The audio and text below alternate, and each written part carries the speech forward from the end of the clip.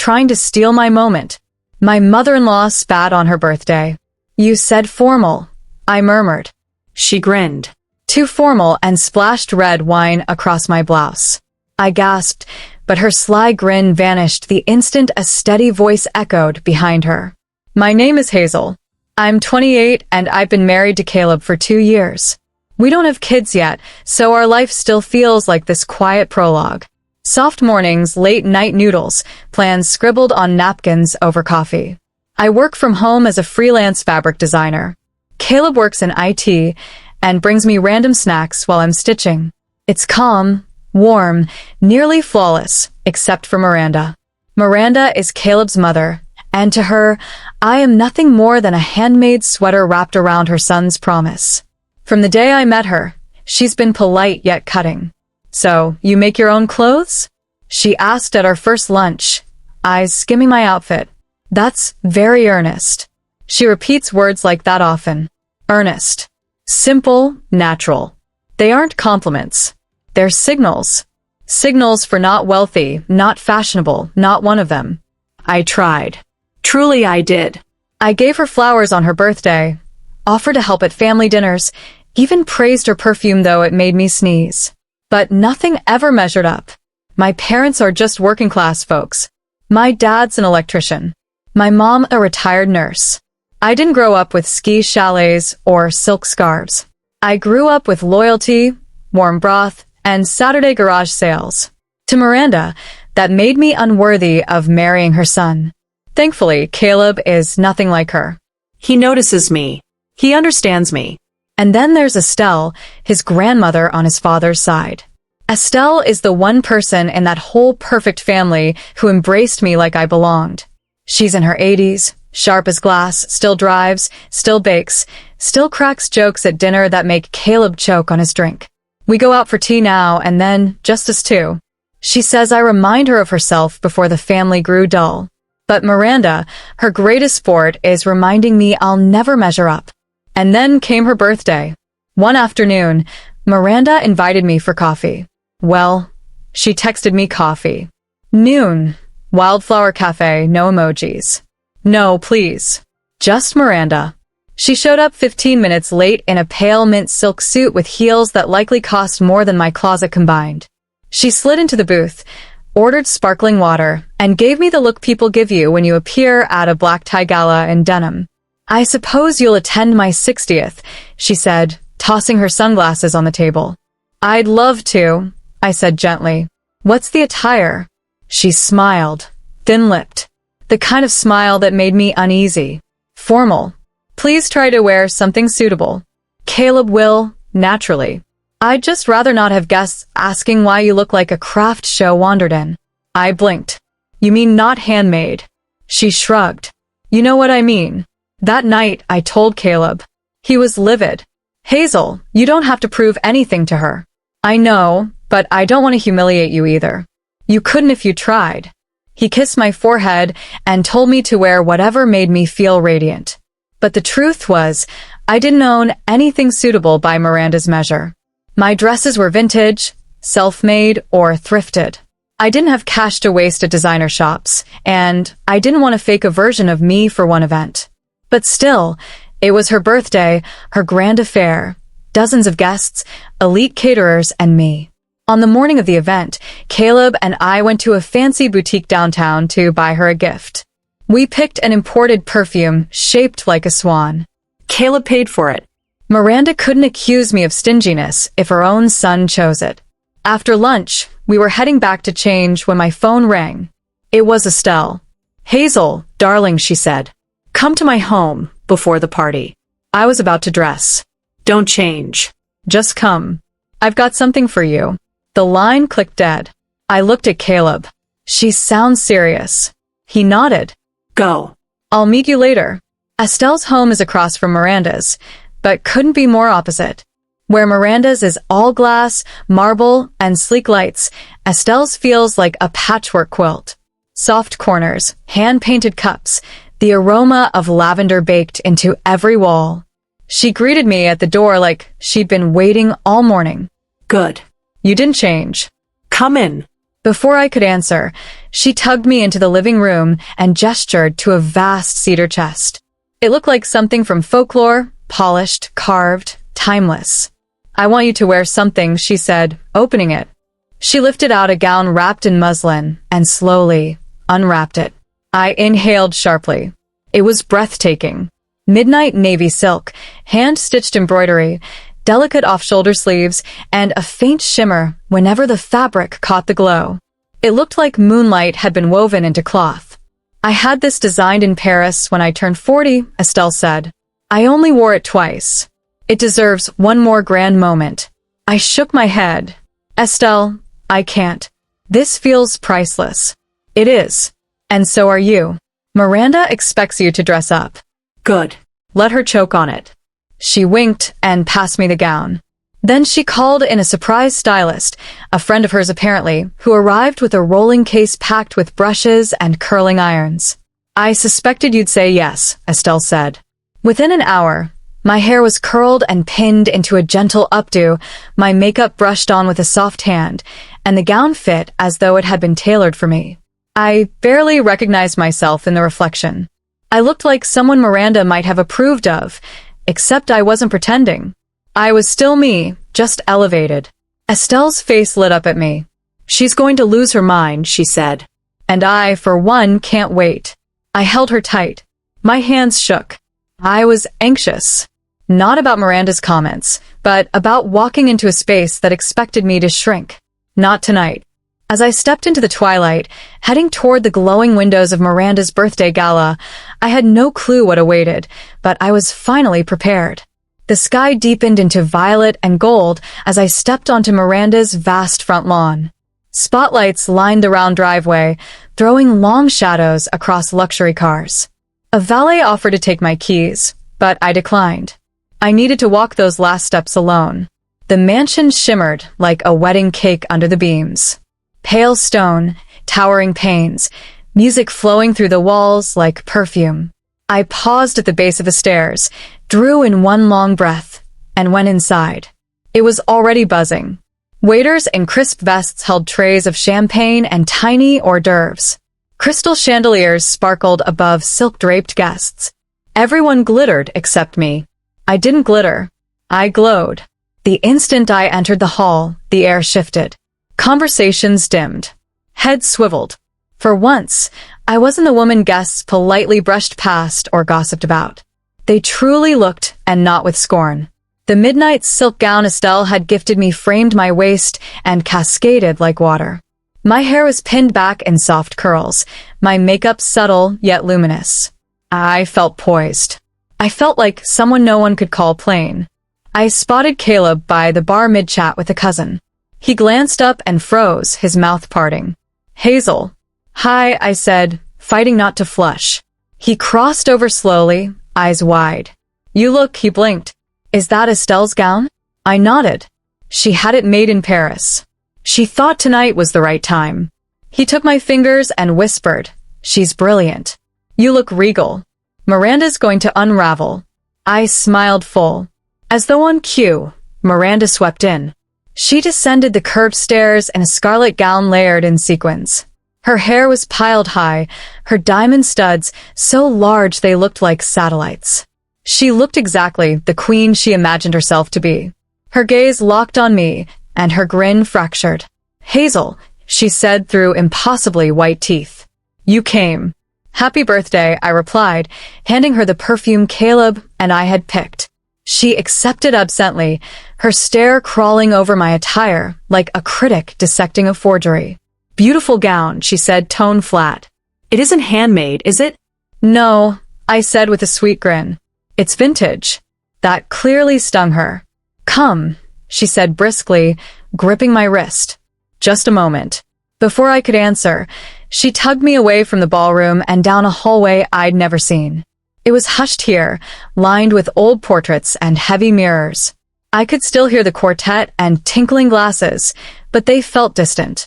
Miranda halted beside a side room near the kitchen and spun to me sharply.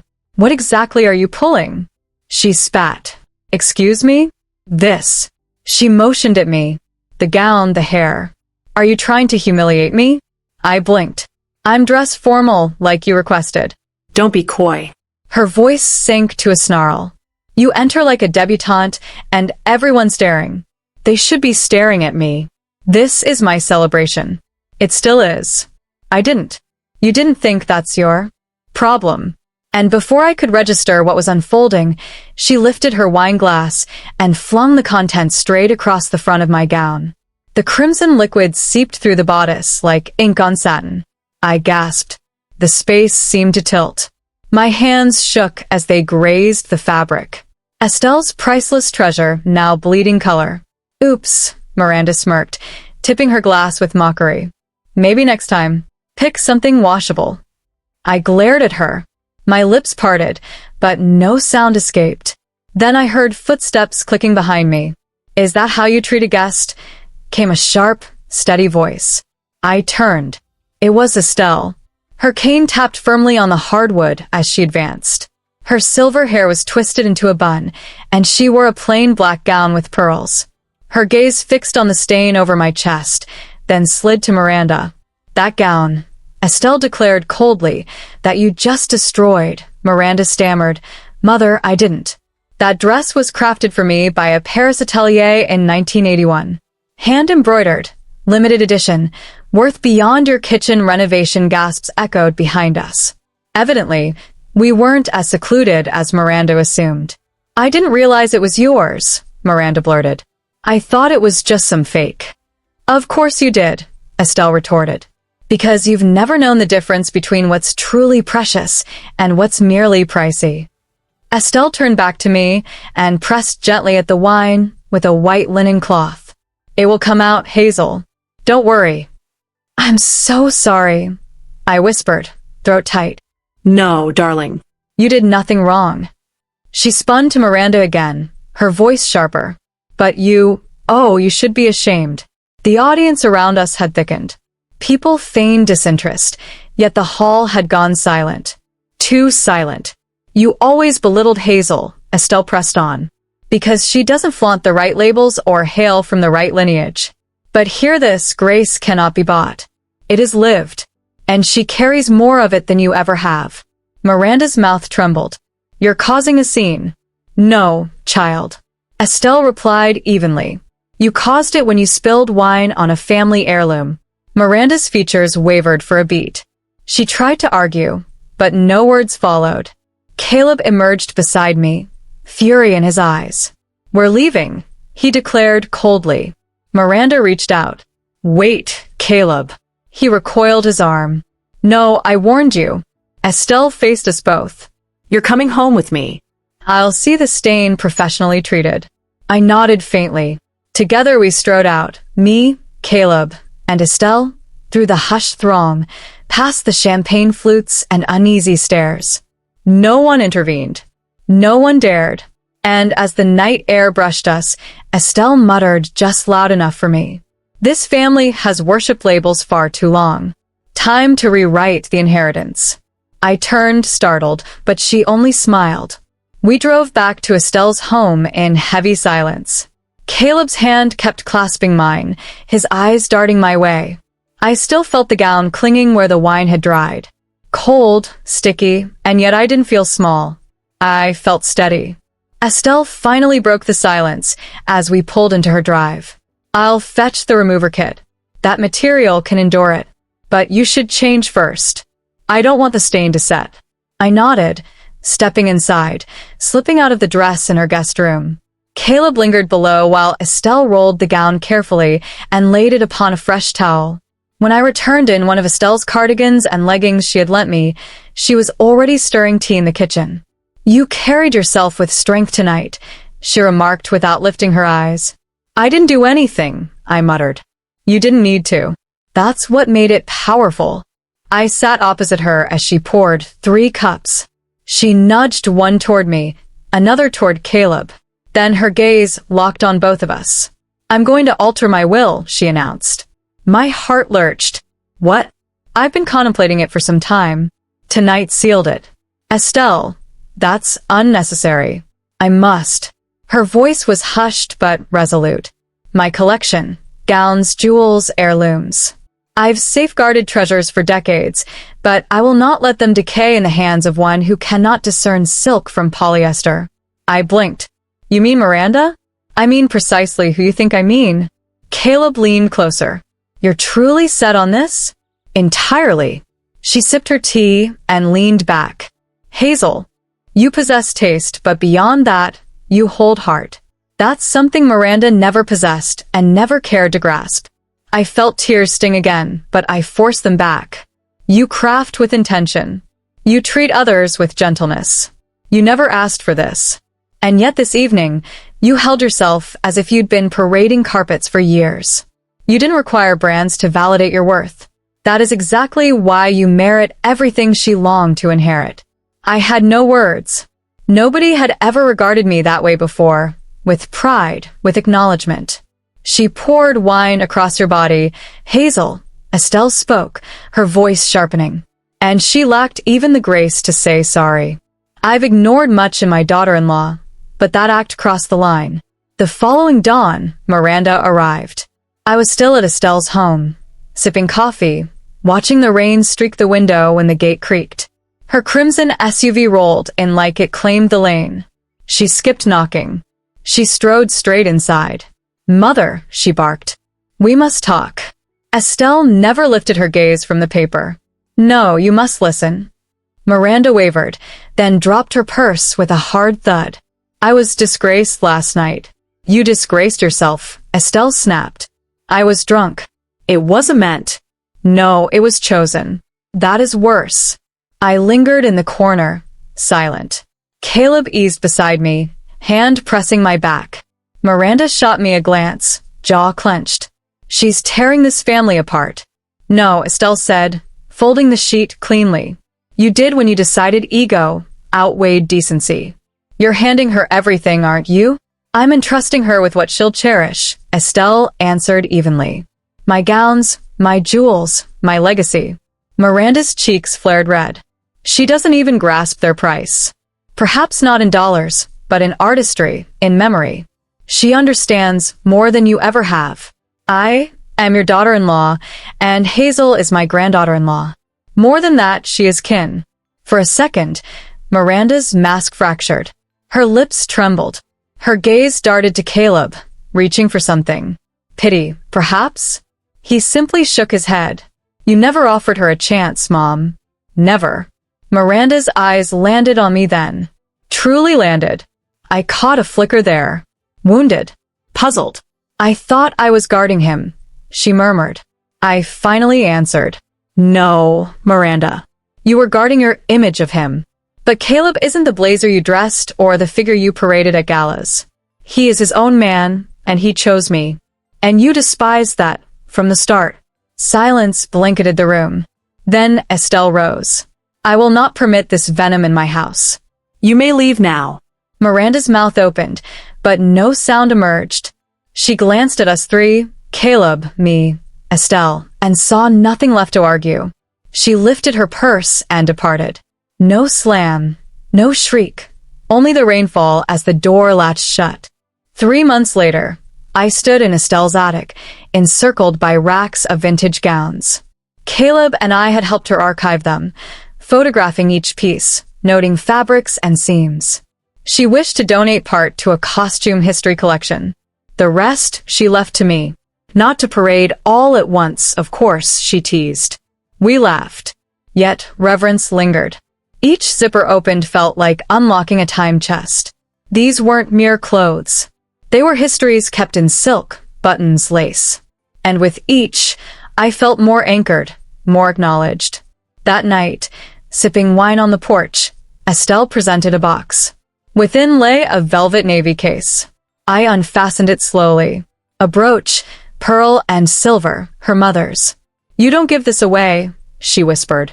Unless you trust it will be guarded. I will, I vowed. She nodded. I know. As for Miranda, she never gave apology. Not truly, but she ceased trying to summon us. Caleb drew lines and they held. In time, the strain dulled into silence. Truthfully, I welcomed that. Some ties are best fated. But one afternoon, a parcel arrived. No letter, no sender. Inside was a cleaned navy dress, Estelle's gown, and pinned at the collar lay a lone typed card. She didn't earn it. You do. No name. But none was needed. I knew.